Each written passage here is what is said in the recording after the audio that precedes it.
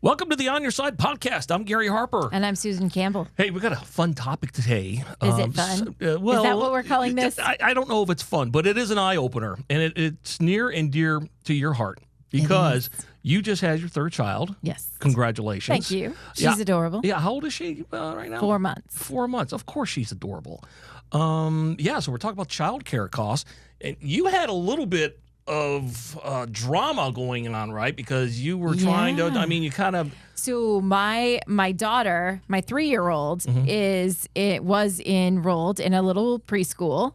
And then during my maternity leave, that preschool abruptly closed. So we were scrambling. Sure. 3-year-old ended up staying home with me for the maternity leave, which was really fun. But then we were looking for a place for a 3-year-old and 4-month-old when I returned to work. And we finally found one. But the hunt for the right fit for our family was daunting. I mean, some of these places, the amount of money was eye-popping. I still feel like we're spending an eye-popping amount of money, but not nearly some of the quotes we were getting. Well, there's a couple of things involved. You have to find some place that you trust and seems like they have a good staff, obviously somebody that you would want to leave your kids with.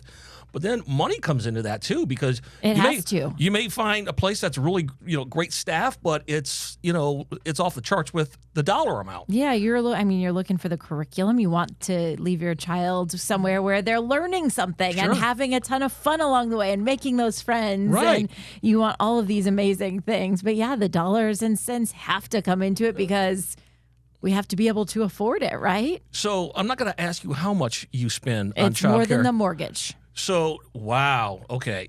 Man, that is for 2, because my son is in kindergarten. Right. So can you imagine if your kid your oldest was still, it would be even higher. Unaffordable. Yeah, that would be overwhelming. But yeah, it's not easy right now. And my husband and I joke, when this childcare, I know there are bills that come with kids along the way. And it always changes. You feel like you get out of one phase and you're like, oh, I can breathe. And then the next thing comes along. But we always joke, we're like, we're going to have a really nice second house when we get to stop paying childcare. Because you're so used to paying the childcare, so you might as well just put that into another mortgage because you're used to it. We're so used to it. Did you have to cut back anywhere? You probably have to, watch what you spend, right?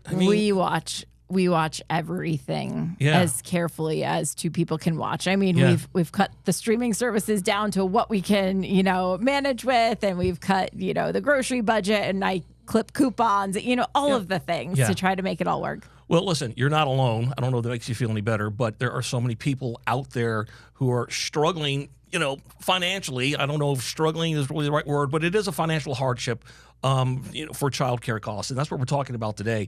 Alex Gailey, she is with Bankrate.com, and she joins us on the On Your Side podcast. How are you today, Alex? I'm doing well. Thank you for having me here today, and I'm excited to talk about this important topic. Yeah.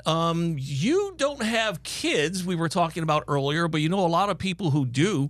Have you heard some of the horror stories out there, when it comes to childcare and childcare costs and finding the right fit? That's right. I don't have any kids, but I have talked to several families and parents out there who have told me just about the eye-popping numbers that they're spending on childcare costs. And a lot of times families don't want to sacrifice on quality, rightfully so. And so they're having to deal with these really high prices and feeling really squeezed when it comes to their finances. And it ultimately can impact their ability to save and pay down debt and build long-term wealth. What is the actual number? What are people spending when it comes to looking at that paycheck? We have a slice of money every month. What are we actually spending? Here at Bankrate, we did an analysis where we looked at the percentage of income that would need to be allocated from a typical family in each state to afford average infant care costs. And we really just honed in and zoomed in on infant care costs of full-time daycare for one infant. And what we found is that in nearly every state, a typical family is spending almost or at least 10% of their income on average infant care costs. And nationally, to level set, it's about 15% for a typical family. And these numbers are in the thousands per year. Nationally, it's about $14,000 per year for one infant in full-time daycare, and that translates to roughly $1,200 a month. Whoa, that is pricey right there. How are people affording this? How do they pay for childcare? Did you kind of dive into that?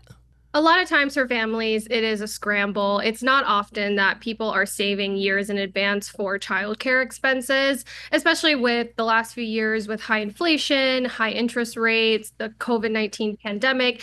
People just don't feel like they have the ability to be saving years in advance for childcare. So what ends up happening a lot of the time, looks different for everyone, is that they are implementing cost-cutting strategies.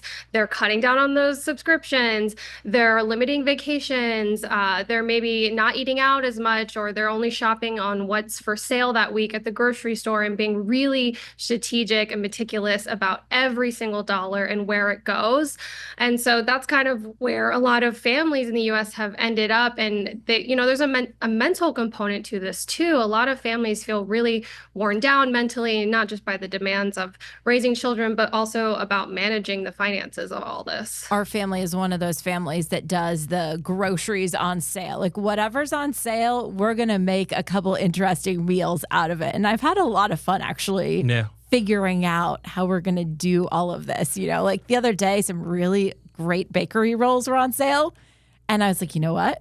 We can have yummy pulled pork sandwiches. And that was like the inspiration for the whole meal, right? Because the pork was on sale, the rolls were on sale. And I was like, I'm pulling this whole meal together for like $10. Yeah, listen, what a deal. I mean, the bread and the rolls just kind of did the whole meal for you, right? It just like made the light bulb go off. But yeah, you have to be creative. And like, it's not the most fun. Right. I would love to go out to eat every night and have somebody else prepare my dinners for me. But like, that's just not the reality right now. Well, you got to cut it where you can. And it just sounds like you and a lot of people are doing that. But it is challenging. Hey, Bankrate found something called the Motherhood Penalty. What is that? Explain that. So the motherhood penalty is this idea that women are more likely to become caregivers and take on more household responsibilities, which ultimately impacts maybe their ability to work full time. So they're more likely to reduce their hours after having children. They're more likely to leave the workforce altogether, or they're more likely to take lower paying opportunities for work flexibility. And this is known as the motherhood penalty. So after women have children, they're more likely to make these sacrifices so that they can be caregivers and take on more of that household responsibilities. That is just based on the data statistically. Of course, that's not what every family looks like, but women are more likely to do that.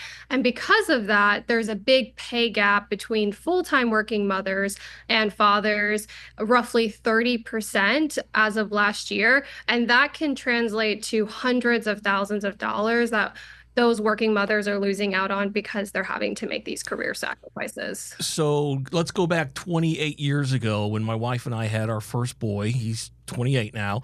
But I remember childcare back then. It's nowhere near what it is now, but back then it was extremely high as well. And so we had to do what we had to do.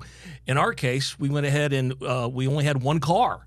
Okay. And she wound up quitting her job in order to stay home with the kids, which was good on a number of factors, and that was like, we know that the kids were safe with mom, and it was saving us a ton of money. But we were down to one car. If she wanted to go to the grocery store, she'd load them up in the stroller, walk to the grocery store. You got to do what you got to do. So there are some resources out there for a lot of people that they don't actually realize. One of those is child care assistance offered by many different states. What can you tell us about that? So when you look at New Mexico's numbers, it has a pretty low median income for a typical family. And so infant care costs are actually not too different when you look across the board with other states. But because median income in New Mexico tends to be lower, that kind of brings that percentage of income spent on childcare and infant care costs up higher. But it likely comes down to differences in cost of living, just demand and supply of that specific state. There might might be a lot more demand than there is supply. In fact, there likely is, and that is the case for most states in the U.S. It also depends on what their labor force looks like. Do they have staffing shortages when it comes to the childcare industry? Because that plays a big role in costs as well. Bring us to Arizona. What are we actually looking at? What's the landscape of childcare and costs that Arizonans are paying? Infant care costs in Arizona are really similar to the national figures. So full-time daycare for one infant in Arizona is roughly $14,000 annually, which translates to $1,200, like I said earlier, which is very similar to the national figures.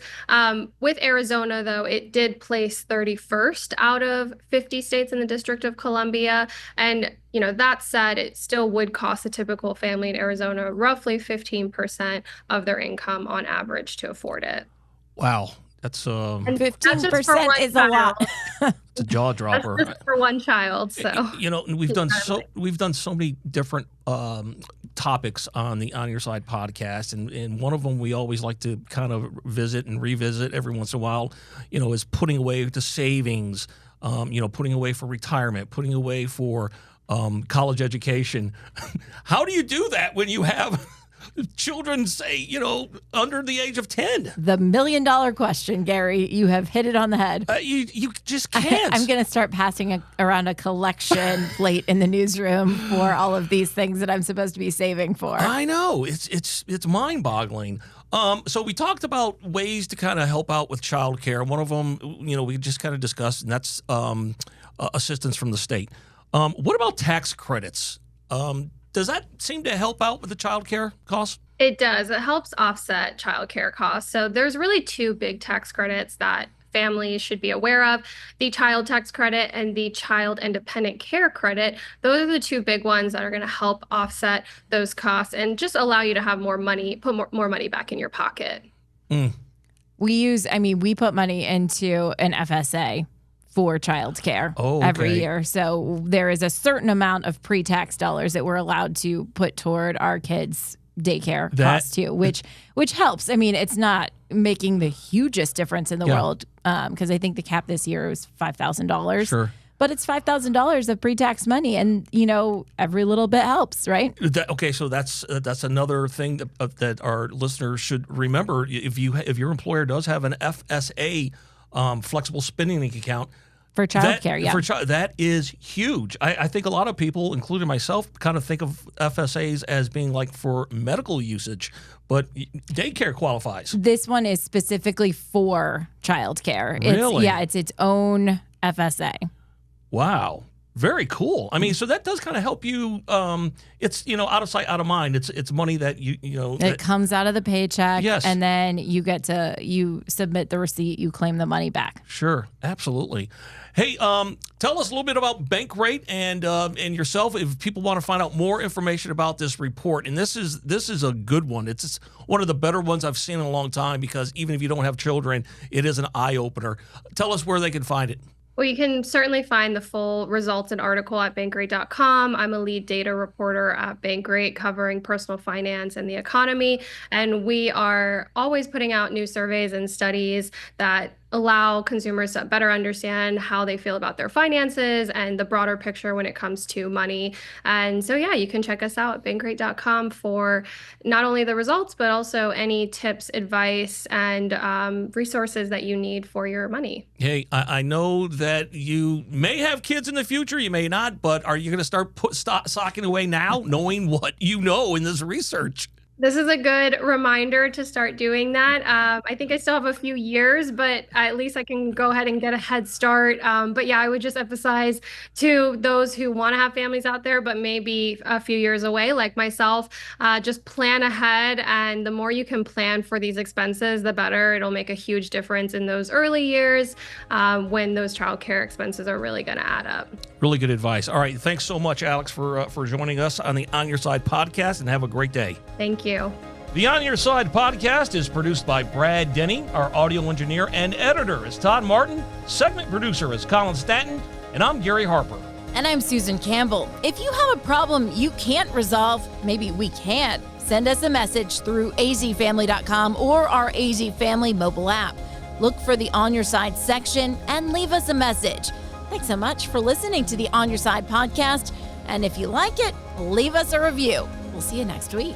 On Your Side is on Good Morning Arizona every weekday morning at 6:45 and 7 o'clock, and every weekday evening on Good Evening Arizona at 4 and 5 o'clock.